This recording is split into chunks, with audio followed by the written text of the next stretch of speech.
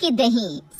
उषा और उसका पूरा परिवार शांत किस्म का था, पर उषा की बहू कोमल, मजाल है कि वो 2 मिनट शांत बैठ जाए। जब से कोमल के कदम उषा के घर में आए थे, तब से मानो जैसे उषा के लिए उसके घर की शांति चली गई थी। आइए देखते हैं कोमल और उषा को। माँ जी, आपको पता है, मैं मेरे मायके में सबसे समझदार और बड़ी थी। मेरी माँ तो मेरी तारीफ करते करते नहीं थकती थी। यहाँ तक कि आसपास के लोग भी ना बस मेरी ही तारीफ करते रहते। बहू तो ना खाली बकवास किए जा रही है, तुझसे बस बातें करवा लो, ये नहीं कि थोड़े काम भी कर लो। खुद को इतनी संस्कारी कामकाजी बता रही है, पर 9 बजने वाले हैं सुबह के। बेचारा मेरा बेटा बिना लंच लिए ऑफिस चला गया, पर तू है कि अभी भी गप्पे मार रही है काम करने के बदले। माँ, हमारे घर में लोग ही कितने हैं, गिनती के 4-5। और वैसे भी रवि जी को ऑफिस से खाना मिलता है ना, इसीलिए तो सुबह उठकर लंच नहीं बनाती मैं। कोमल बहू, रवि को ऑफिस में लंच मिल जाता है, मुझे नहीं। मुझे तो इस घर में तू ही खाना बनाकर खिला सकती है। अरे थोड़ा तो मुझ पर तरस कर। और अब मुंह कम चला और हाथ ज्यादा। आपने ना बिल्कुल सही कहा, मेरे दिमाग से ये बात ही निकल गई थी कि मैं बात करते करते भी काम कर सकती हूँ। लो जी। कोमल बात करते करते काम पर लग जाती है। बेचारी कोमल अपनी सास से बात कर ही रही होती है कि उषा वहाँ से चली जाती है और कोमल को पता भी नहीं चलता। कुछ देर बाद जब कोमल पीछे मुड़कर देखती है तो वो दिखती है कि उसकी सास तो वहाँ है ही नहीं। जिसके बाद वो रोटियां बनाते हुए खुद से ही बातें करने लगती है।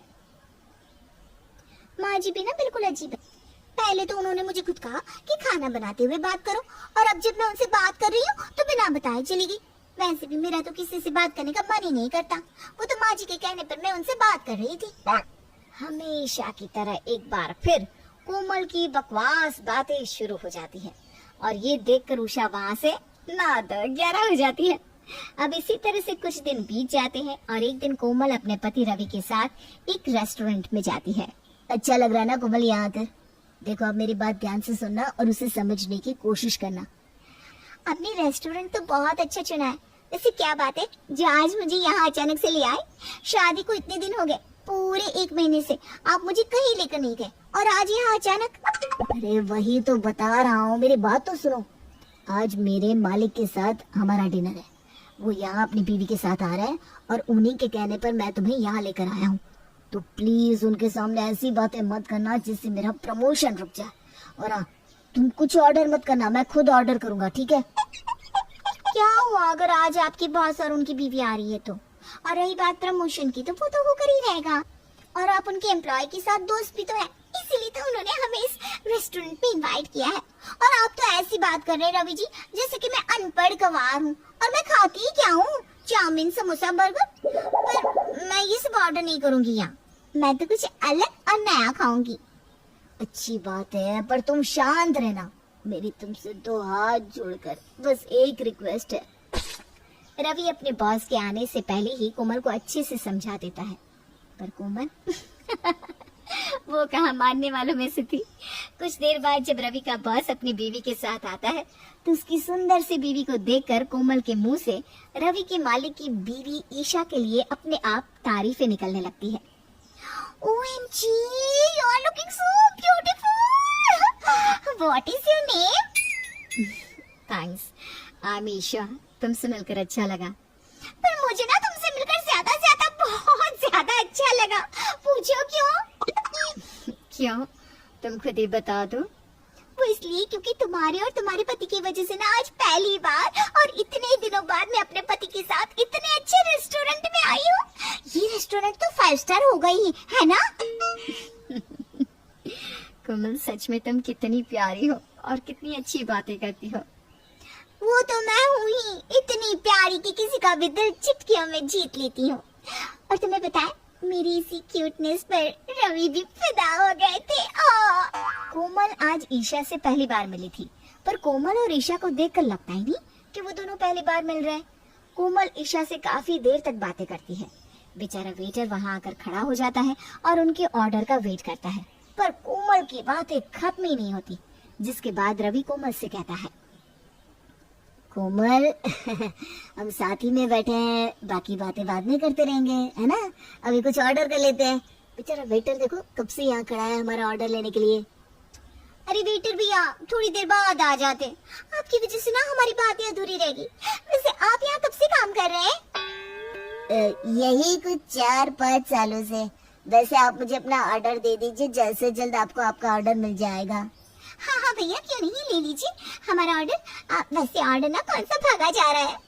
एक बात बताइए, आपकी उम्र तो ज्यादा नहीं लग रही, क्या वजह है जो आप इस रेस्टोरेंट में काम कर रहे हैं? आप भी मेरे पति की तरह किसी अच्छी कंपनी में काम कर लेती। अगर अच्छी कंपनी में काम करते तो मालिक के साथ आप भी किसी 5 स्टार होटल में ऑर्डर दे रहे होते। मैम मैंने होटल मैनेजमेंट किया है और ये मेरा पैशन है, मैं खुश हूँ अपनी नौकरी से। आई एम सो सॉरी, आप हमारा ऑर्डर ले लीजिए और जाइए। दरअसल ना मेरी बीवी को बातें बनाने की आदत है। और कोमल वो उसकी चॉइस है, तुम अपनी एडवाइस कुछ देर अपने पास रखो। इस तरह से रवि कोमल को चुप करवा देता है और वेटर ऑर्डर लेकर चला जाता है। कुछ समय बाद वेटर दोबारा ऑर्डर लेकर आता है और अब तक कोमल बेचारी ईशा को ही पका रही होती है। मैम आपका ऑर्डर। और तुम्हें पता है मेरी शादी को तो 3 साल हो गए हैं। मेरा शहर ज्यादा सुंदर था, पूरा पहाड़ी इलाका, बारिश के मौसम में तो जो मजा आता। सर मैडम तो सुन ही नहीं रही, मैं आपका ऑर्डर यहाँ रख देता हूँ, अगर आपको और कोई हेल्प चाहिए तो मुझे याद करना। वेटर ऑर्डर वहीं पर रखकर चला जाता है। रवि अपने बॉस के साथ खाना खा लेता है तो वहीं ईशा भी कोमल की बातें सुनकर खाना खा रही होती है। पर कोमल की इतनी सारी बातें सुनकर बेचारी ईशा खाने को अब एंजॉय नहीं कर पाती। वहीं दूसरी ओर कोमल बात करने में इतनी व्यस्त होती है कि वो कुछ खाती ही नहीं। और तभी अचानक से हम सबका तो डिनर हो गया है। वैसे कोमल तुमसे मिलकर अच्छा लगा, और रवि अगली बार जब इस तरह की मीटिंग होगी तो तुम अपने बॉस के साथ अकेले मिल लेना। दरअसल ना मुझे बाहर का खाना पसंद नहीं। अच्छा कोमल तुमसे फिर मुलाकात होगी, अभी हमें चलना चाहिए। अरे पर इतनी जल्दी? अभी तो हमने कुछ खाया भी नहीं, हमारा ऑर्डर भी ऐसा का ऐसा ही रखा है। कोमल हम सबने खा लिया, बस तुमने ही नहीं खाया। अब तुम घर चलकर खा लेना, रात भी ज्यादा हो गई है।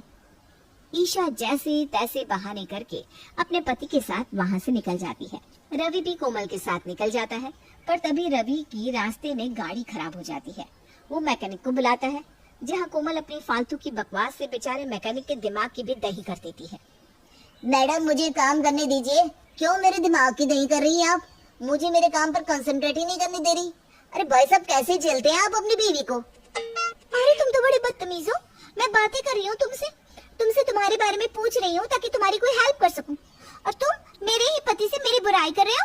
और रवि जी आप चुपचाप सुन रहे हो, वो मेरी इंसल्ट कर रहा है। मैं क्या बोलूं कोमल मैकेनिक को? मैं तुम्हें कह तो रहा हूँ चुप हो जाओ, उसे काम करने दो, पर तुम हो जो उसकी बीवी बच्चे उसके प्रोफेशन के बारे में पूछ रही हो। हर कोई अपने बारे में किसी को सब कुछ नहीं बताता, और मैंने तुमसे कितनी बार बोला है कि अपनी जुबान पर थोड़ा सा लगाम दो। तुम इतना पकाती हो इंसान को कि इंसान तुमसे फ्रस्ट्रेट हो जाता है। आप भी मुझे, वो भी इस मैकेनिक के सामने ऐसे रास्ते में। जो कोमल कभी चुप नहीं होती थी, आज पहली बार वो चुप हो जाती है और उसकी आंखों से आंसू बहने लगते हैं। पूरे रास्ते कोमल किसी से बात नहीं करती और घर जाकर रवि की अच्छे से शिकायत करती है। अब आप ही बताइए माँ जी, इन्होंने जो किया मेरे साथ क्या वो सही था? इन्हें अगर मुझे डांटना भी था, समझाना था, कुछ भला बुरा कहना था तो घर में आकर करते ना, पर इन्होंने तो मेरी इज्जत का फालूदा निकाल दिया। माँ अगर ये लोगों के दिमाग की दही करेगी तो इसके साथ भी तो वही होगा ना। आप नहीं जानती, जाते हुए इसने मुझे पकाया, फिर वहाँ ईशा मैडम को पकाया, और फिर आते हुए बेचारे उस मैकेनिक के दिमाग की दही कर दी। इसकी वजह से 1 घंटे का काम 2 घंटे में हुआ। बेचारा मैकेनिक इसकी बातों से पक गया, तब जाकर उसने इसके सामने हाथ जोड़ ली। अब आप बताओ माँ मैं क्या करता? उस समय गलती तो इसी की थी ना। मैं मानती हूँ बेटा, गलती बहू की थी, पर बहू का कहना भी तो जायज है। हमें अपनी बीवी की इज्जत करनी चाहिए। बाहर तुझे कुछ कहना था तो तू घर जाकर बोल देता, और बहू तो घर में हर किसी का दिमाग खाती है, चलता है, पर बाहर तो अपनी जुबान पर लगाम दे। अगर तू इसी तरह से बोलती रही और लोगों को परेशान करती रही तो एक दिन तुझे भी जिल्लत सहनी पड़ सकती है। उषा अपने बेटे बहू को अच्छे से समझाती है, जिसके बाद कोमल काफी हद तक अपनी सास की बातों को समझ जाती है। तो वहीं रवि भी समझ जाता है कि उसने भी कोमल के साथ सही नहीं किया।